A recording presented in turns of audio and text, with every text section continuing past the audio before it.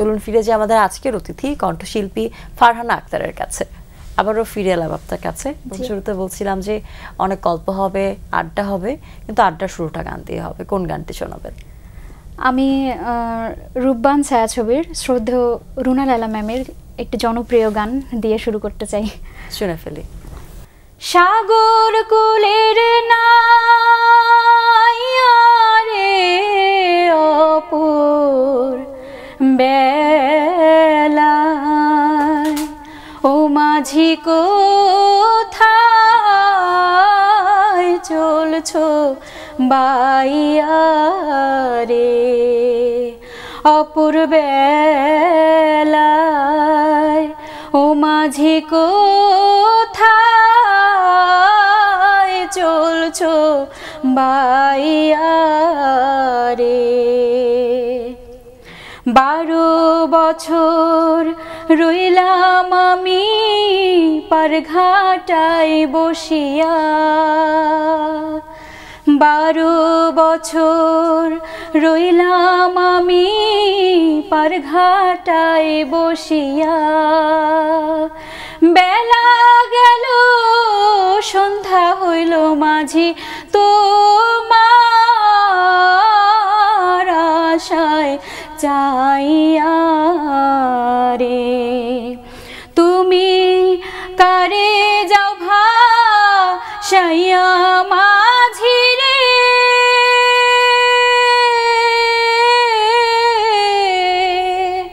মাঝি আমায় যাও কান দাইয়া রে অপুর বেলায় ও মাঝি কোথায় চলছো বাইয়া রে কারে ডেকে বলছো মাঝি আমার নাই আয় আমায় দেখে বলছো মাঝি আমার নাই তো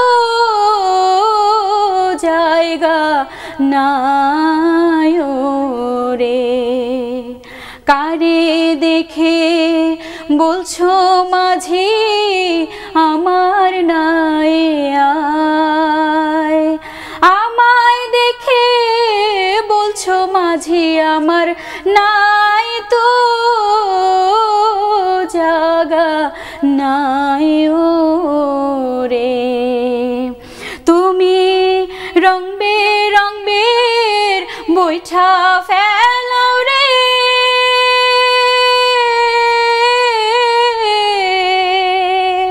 ও মাঝি আমায় যাও কান দাইয়া রে অপুর বেলায় ও মাঝি কোথায়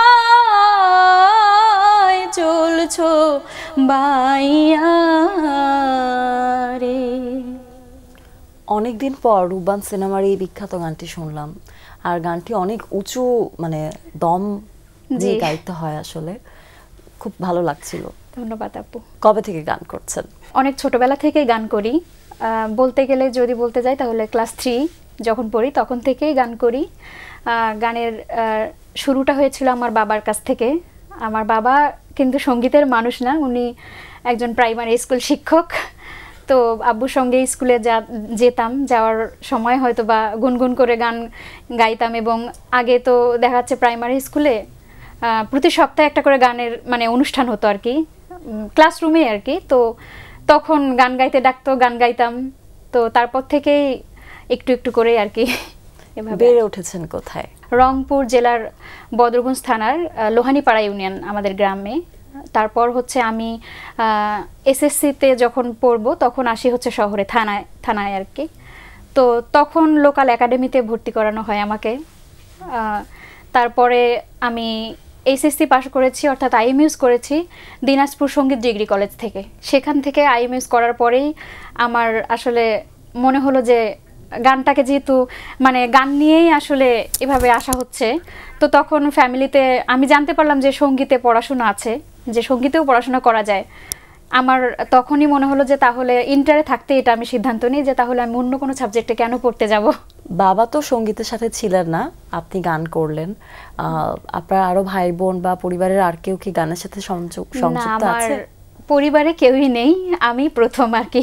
কিন্তু পরিবারের সাপোর্টটা অনেক বেশি পেয়েছি, যার কারণে হয়তো এত দূর আসতে পেরেছে, না হলে হয়তো সম্ভব হতো না আমার পক্ষে। আব্বু প্রচণ্ড সঙ্গীত প্রিয় একজন মানুষ এবং উনি টুকটুক করে গান লিখে, ওইভাবে কোনোই না। তো আমি চেষ্টা করি ওনার গানগুলো এখন একটু গাওয়ার জন্য, কোনো চ্যানেলে প্রোগ্রাম হলে বা বেতারেও উনি না, যার কারণে গাইতে পারি না গানগুলো, বা চ্যানেলে হলে আমি চেষ্টা করি তার লেখা গানগুলো একটু 1-2 লাইন শোনানোর আর কি।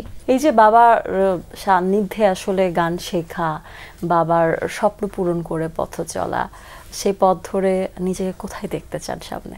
এটা সঠিকভাবে বলা যায় না, কিন্তু আমি চেষ্টা করছি সামনে অনেক দূর এগিয়ে যেতে। আমি এখন মাঝখানে আমার কিছু সমস্যার কারণে আমি পড়াশোনার দিকে বেশি ফোকাস করতে গিয়ে আসলে প্রোগ্রাম থেকে পিছিয়েছিলাম, টিভি শোগুলো থেকে একটু পিছিয়েছিলাম। তো আমার তখন পড়াশোনার দিকটাতেই আসলে বেশি ফোকাস করা হয়েছে। তো এখন আমার গ্রাজুয়েশন শেষ, সরকারি সঙ্গীত কলেজ আগারগাঁও, সেখান থেকে আমি অনার্স শেষ করেছি লোকসঙ্গীত বিভাগ। আমার লোকসঙ্গীত বিভাগ থেকে অনার্স শেষ করেছি। তো মাস্টার্সে এখনও ভর্তি হয়নি, সামনে মাস্টার্সে ভর্তি হব। তাই এখন আপাতত গান নিয়েই আমার ব্যস্ততা সময় কাটছে আর কি। সম্প্রতি যেহেতু একটি ডিগ্রি অর্জন করে ফেলেছেন, অবশ্যই আপনার জন্য অনেক অনেক অভিনন্দন এবং সেই সাথে শুভকামনা। আগামীর পথ চলাও সুন্দর হবে এবং মাস্টার্সও খুব শীঘ্রই শুরু করবেন আশা করছি। জি আপু, দোয়া করবেন। এই মুহূর্তে একটা গান শুনতে চাই, তারপর আবার আড্ডায় ফিরবো। আমি যেহেতু লোকসঙ্গীত বিভাগের, আমি ভাওয়াইয়া, আমার দেশের বাড়ি হচ্ছে রংপুরে, তো ভাওয়াইয়া গান টুকটাক করে থাকি। তো আমি এ পর্যায়ে একটি ভাওয়াইয়া গান 2 লাইন শোনার চেষ্টা করছি। শুনে ফেলি। ওহরে বাপে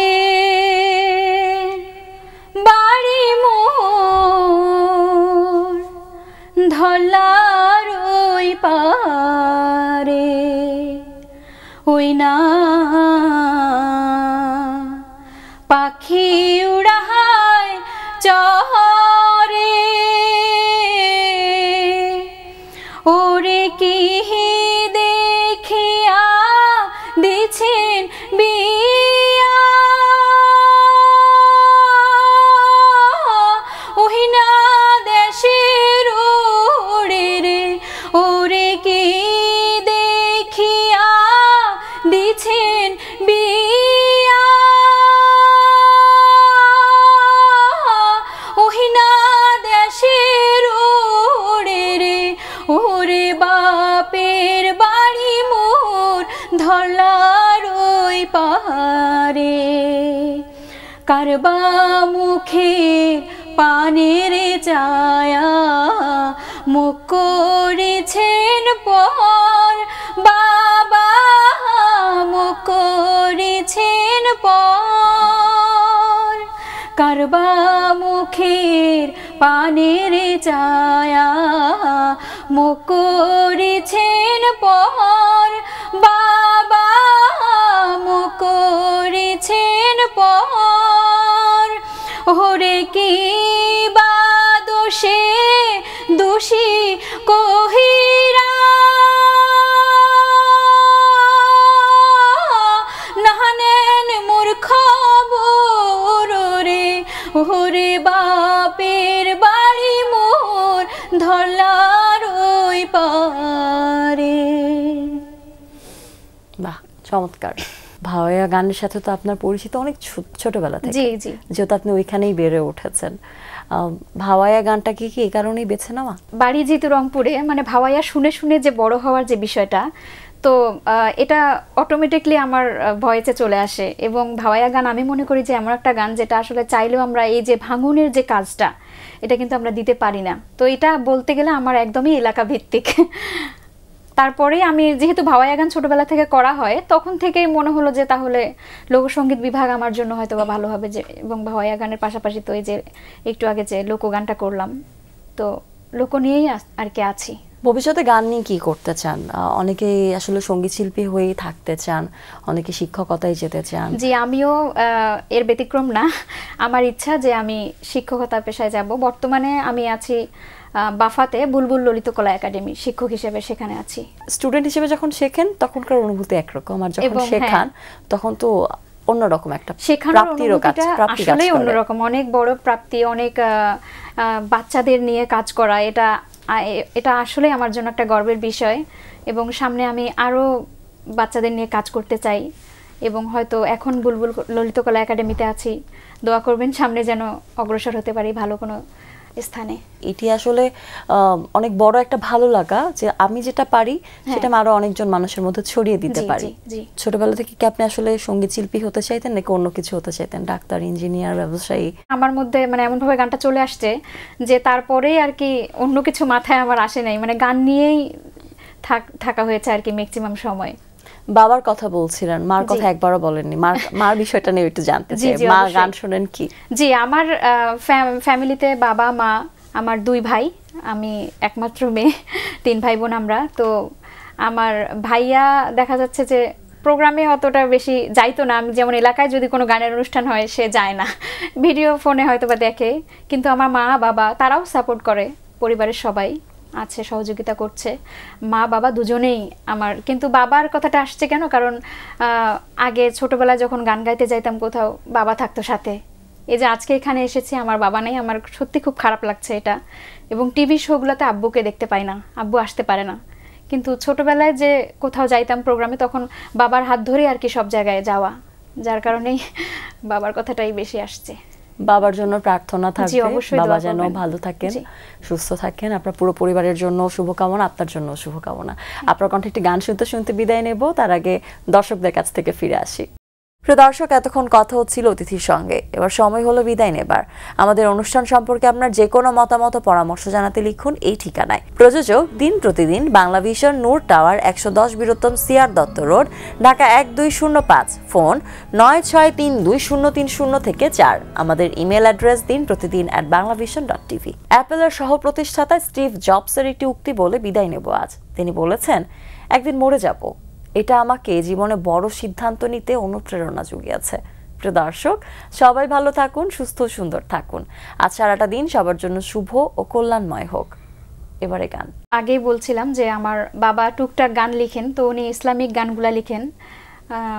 ওইভাবে বসে হয়তো বা সময় পায় না, বাট যখন সময় পান তখন লিখেন। তো আমি চেষ্টা করছি আমার বাবার লেখা 2 লাইন গাওয়ার জন্য আর কি। 18,000 মাখলুকাত বানাইছে যে আল্লাহ, হায় রে 18,000 মাখলুকাত বানাইছে যে আল্লাহ, আড়ালে বসিয়া দয়াল কি খেলা খেলায়, আড়ালে বসিয়া দয়াল কি খেলা খেলায়। 18,000 মাখলুকাত বানাইছে যে আল্লাহ, হায় রে 18,000 মাখলুকাত বানাইছে যে আল্লাহ, আড়ালে বসিয়া দয়াল কি খেলা খেলায়, আড়ালে বসিয়া দয়াল কি খেলা খেলায়। হাদিসে কোরআনের প্রমাণ, আল্লাহ বানাইয়াছেন জমিন ও আসমান। হাদিসে কোরআনের প্রমাণ, আল্লাহ বানাইয়াছেন জমিন ও আসমান। বানাইয়াছেন সৃষ্টির সেরা, বানাইয়াছেন সৃষ্টির সেরা মানুষ কুলায়, হায় রে বানাইয়াছেন সৃষ্টির সেরা মানুষ কুলায়, আড়ালে বসিয়া দয়াল কি খেলা খেলায়, আড়ালে বসিয়া দয়াল কি খেলা খেলায়।